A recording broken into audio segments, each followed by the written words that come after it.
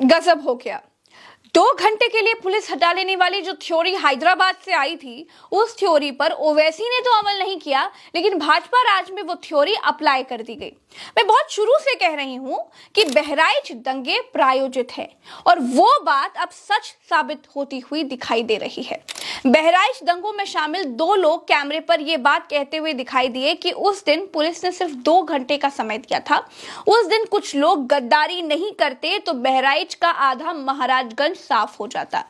दैनिक भास्कर के पत्रकार राजेश साहू की रिपोर्ट का ये हिस्सा सुनिए जरा। इन लोगों ने गद्दारी की वहाँ। ये सारे सस्पेंड हो गए हैं। दोस्तों, अब ये कुछ लोग हैं कौन? क्या पुलिस में ही वो कुछ लोग हैं? आगे जानेंगे। दोस्तों, बहराइच दंगों में शामिल लोग आगे कहते हैं कि गद्दार पुलिस वालों को हटा दिया गया है। दुनिया अब तक यही समझ रही थी कि पुलिस वालों को ठीक से ड्यूटी न करने के कारण हटाया गया है, लेकिन बवाल में शामिल लोगों का कहना का मतलब बिल्कुल साफ है कि ठीक से दंगा ना होने देने के एवज में उनको हटाया गया है। ऐसे पुलिस वालों को तो हटा ही देना चाहिए। जब 2 घंटे का समय दिया था तो फिर लाठीचार्ज करने की क्या जरूरत थी? दोस्तों, आगे दंगों में शामिल व्यक्ति कहता है कि आग लगाने के लिए कोई एक व्यक्ति तय नहीं था। जो भी आगे चल रहे थे वो आग लगा रहे थे। उसमें मुसलमानों का शोरूम, अस्पताल वगैरह वगैरह सब कुछ था और वो सब फूंक दिए।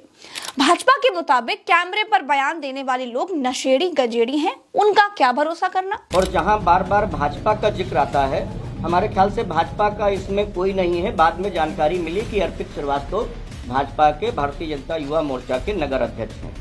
इसके अतिरिक्त भाजपा का मेरे विचार से कोई इसमें है नहीं। और उपद्रवी लोग थे, ज्यादातर लोग नशे में थे और सब लोग ये कह रहे थे कि ये हमारा भाई है। विधायक जी, अगर यही बात है तो फिर भरोसा तो आपके बॉस की बात पर भी नहीं करना चाहिए। ऐसा नहीं है कि हर नशेड़ी आदमी झूठ ही बोलता है। ऐसा भी नहीं है कि नशा करने वाले व्यक्ति की बात का कोई भरोसा नहीं होता है। ऐसा भी नहीं होता है कि नशा करने वाला व्यक्ति कभी सच बोल नहीं सकता। वो बात अलग है नेताजी की कोई दिन दहाड़े गांजा फूक रहा है, कोई शाम ढलने के बाद महफिल सजा रहा हो। हमने तो सुना है कि नशा करने के बाद लोग झूठ नहीं बोल पाते।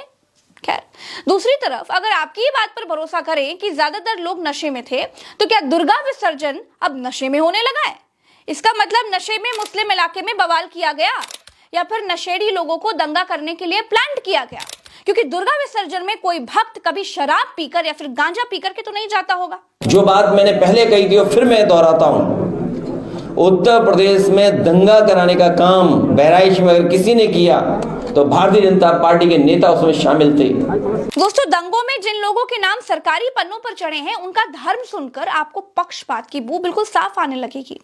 पहला नाम है असलम का बेटा अल्ताफ, अंसार अहमद का बेटा अनवर, जाहिद का बेटा तालिब, रमजान का बेटा नफीस, आमीन का बेटा नौसाद, मुनौ का बेटा सलाम बाबू, दानिश का बेटा गुलाम यश, मोहम्मद तुफैल का बेटा अनवार अशरत, मोहम्मद अली का बेटा मोहम्मद एहसान, मोहम्मद शफी का बेटा मोहम्मद अली, नजीर अहमद का बेटा दोस्त मोहम्मद, अब्दुल शाहिद का बेटा मोहम्मद जाहिद और गुलाम सैयद का बेटा शूद आलम, मोहम्मद नसीम का बेटा मोहम्मद इमरान, मोहम्मद नसीम का बेटा जीशान आदिल, तलीम का बेटा रिजवान, लतीफ का बेटा फुलकान, लतीफ का बेटा इमरान, अयूब का बेटा समुद्दीन, अनवर का बेटा इमरान, भग्गन का बेटा मिराज, पीर आमिर का बेटा आमिर, गुलाम का बेटा शहजादे, मोहम्मद नसीम का बेटा मोहसिन, मोहम्मद शमीम का बेटा शहजादे और मोहम्मद शमीम जैसे 31 लोगों को गिरफ्तार किया गया है। अब आप नाम देख लीजिए, ये लोग कौन हैं? इन लोगों ने आपस में डांडिया खेलकर दंगे तो नहीं कर दिए होंगे, लेकिन ज्यादातर नाम तो एक ही धर्म के हैं। किन लोगों ने गोपाल को छत पर चढ़ाया था भाई? किन लोगों ने दुर्गा पूजा में आपत्तिजनक गाना बजाया था भाई? कौन लोग थे वो जिन्होंने बवाल शुरू किया? किसी को कुछ नहीं मालूम। बहराइच दंगे के बाद एक ही पक्ष कटघरे में खड़ा किया गया है, जैसे कि दंगा सिर्फ एक ही पक्ष के लोगों ने किया हो। दंगे के बाद जैसे कि भाजपा हमेशा करती है, 23 लोगों के घर गिराने का नोटिस लगा दिया गया। मामला सुप्रीम कोर्ट पहुंच गया। सुप्रीम कोर्ट का पहले से आदेश है कि धर्म देख करके या फिर किसी घटना के बाद किसी का घर नहीं गिराया जाएगा। सुप्रीम कोर्ट ने घर गिराने की कार्रवाई को रोकते हुए कहा कि बुलडोजर चलाकर तो दिखाओ, तब जाकर बुलडोजर पर रोक लगी। न्यायमूर्ति बी.आर. गवई और न्यायमूर्ति के.वी. विश्वनाथन की पीठ के सामने बहराइच में बुलडोजर एक्शन पर तत्काल सुनवाई की मांग की गई थी। कोर्ट ने कहा जब तक इस पर ठीक से सुनवाई ना हो बुलडोजर नहीं चलेगा। दोस्तों, जैसे ही कोई घटना होती है वैसे ही सरकार को याद आ जाता है कि गुरु घर गिराना है, और घर किसी मुसलमान का निकल आए, किसी यादव का निकल आए तो क्या ही कहने, अंधा क्या मांगे दो आंखें। भारतीय जनता पार्टी की रणनीति रही है कि लोगों को बांटो, शाम दाम दंड भेद करो और चुनाव जीतो। ये कोई नई बात नहीं है। आपको थोड़ा पीछे जाना पड़ेगा कि जिस प्रकार से उत्तर प्रदेश में 2013 का दंगा हुआ था और उस दंगे की रणनीति जो भी थी उसमें भारतीय जनता पार्टी के लोग भी पीछे से पाए गए, चाहे वो फर्जी सीडी चलाने का मामला हो, चाहे तमाम दूसरे मामले हों। और इसमें जाहिर सी बात है भारतीय जनता पार्टी को उत्तर प्रदेश में ही नहीं देश में भी कहीं ना कहीं उसका फायदा मिला था। और मोदी सरकार को आने में हम मानते हैं कि 2013 के मुजफ्फरनगर दंगे का बहुत बड़ा हाथ रहा है। इसके अलावा 2017 में जो भारतीय जनता पार्टी की योगी सरकार बनी थी उसमें भी 2013 के दंगे का महत्वपूर्ण स्थान मैं मानता हूं, क्योंकि मैं मुजफ्फरनगर से ही बिलोंग करता हूं। मुजफ्फरनगर में कभी भी इस लेवल का दंगा नहीं हुआ कि दंगा गांव तक पहुंच जाए। दुर्भाग्य की बात यह है कि इस बार जो दंगे हो रहे हैं वो गांव तक पहुंच रहे हैं।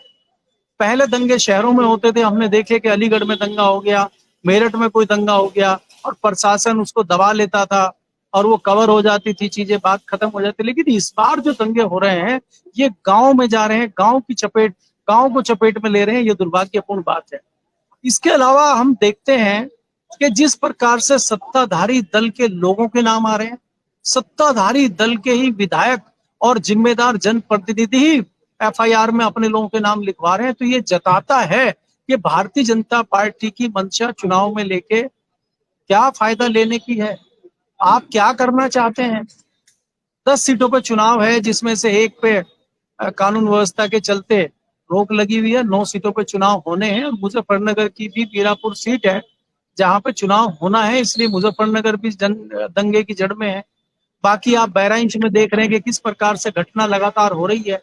सुप्रीम कोर्ट दखलंदाजी कर रहा है। सुप्रीम कोर्ट को कहना पड़ रहा है कि आप कोई बुलडोजर नहीं चलाएंगे, आप कोई एक्शन नहीं लेंगे जब तक हम कोई फैसला नहीं कर देते। तो इतनी बड़ी बड़ी बातें अगर उत्तर प्रदेश में हो रही हैं तो इसके पीछे की राजनीति और इसके पीछे का षड्यंत्र आपको समझना चाहिए। भारतीय जनता पार्टी प्रदेश ही नहीं देश में भी सरकार बनाने के लिए किसी भी हद तक जाने को तैयार है। आपने पिछले दिनों देखा हरियाणा में किस तरह के षड्यंत्र भारतीय जनता पार्टी के सामने आए। लगातार भारतीय जनता पार्टी झारखंड और महाराष्ट्र में क्या काम कर रही है। तो भारतीय जनता पार्टी किसी भी कीमत पर चुनाव जीतना चाहती है, चाहे उसके लिए उसको कुछ भी करना पड़े।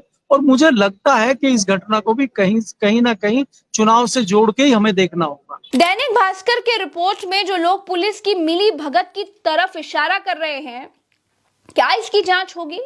क्या पुलिस ने जानबूझकर दंगा कराया?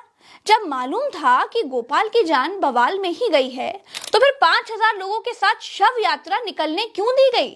पुलिस की मौजूदगी में दुकानें, अस्पताल क्यों फूंक दिए गए, घर लूट लिए गए? पुलिस ने कोई कार्रवाई आखिर क्यों नहीं की? वो लोग कौन थे जो आग लगा रहे थे? उनकी गिरफ्तारी क्यों नहीं हुई? क्यों मुसलमानों के नाम ही पुलिस के रजिस्टर में भरे पड़े हैं? मुसलमानों ने अपने शोरूम, अपने अस्पताल, अपनी गाड़ियां खुद फूंक दी क्या? कौन लोग थे फूंकने वाले? दंगे वाले दिन की कहानी खुद बीजेपी का विधायक भी सुना रहा है, एफआईआर करा रहा है, कह रहा है कि बीजेपी का नगर अध्यक्ष बवाल कर रहा था, अस्पताल से ही भड़का रहा था। लेकिन क्या कार्रवाई हो रही है? कुछ नहीं। इस बहराइच दंगे की जांच कराई जानी चाहिए। इसके पीछे नेताओं का हाथ जरूर मिलेगा और भाजपा नेताओं के नाम अभी से ही आ रहे हैं। ऐसा क्यों होता है कि जिला बदल जाता है लेकिन दंगा कराने का स्टाइल है, जो पैटर्न है, वो नहीं बदलता है? जब मैं आपके सामने वीडियो कर रही हूं ना, तभी मुजफ्फरनगर दंगों के मामले में भाजपा के पूर्व मंत्री समेत 12 लोगों के खिलाफ गैर जमानती वारंट जारी किया है कोर्ट ने। दोस्तों, भाजपा की राजनीति धर्म पर आधारित है। जब धर्म के आधार पर दो समाज आपस में बटेंगे तभी तो भाजपा की दुकान चलेगी ना, इसमें तो कोई दो राय नहीं है। वरना आप सोचिए, जो योगी आदित्यनाथ अब तक इस बात पर बड़ा कॉलर ऊंची करते थे कि उनके राज्य में एक भी दंगा नहीं हुआ, उनके राज्य में दंगे कैसे हो रहे हैं? सवाल तो बहुत बड़ा है। इस सवाल का जवाब सब जानते हैं। जब आप जानते हैं तो कमेंट में लिखिएगा, इस वीडियो को खूब खूब खूब शेयर करिएगा ताकि सब तक ये वीडियो पहुंच जाए और लोगों की कुछ आंखें खुल सके, ये अंधभक्ति का चश्मा लोगों के आंखों से उतर सके और लोग सच्चाई देखना लग जाएं। इस वीडियो में इतना ही, हमें दीजिए इजाजत, हम चलते हैं, फिर मिलेंगे अगले वीडियो में। राम राम तो असलाम, जय हिंद। चैनल को सब्सक्राइब जरूर कीजिएगा, आप ही हमारी शक्ति हैं, हमारी शक्ति बने रहिए। नमस्कार।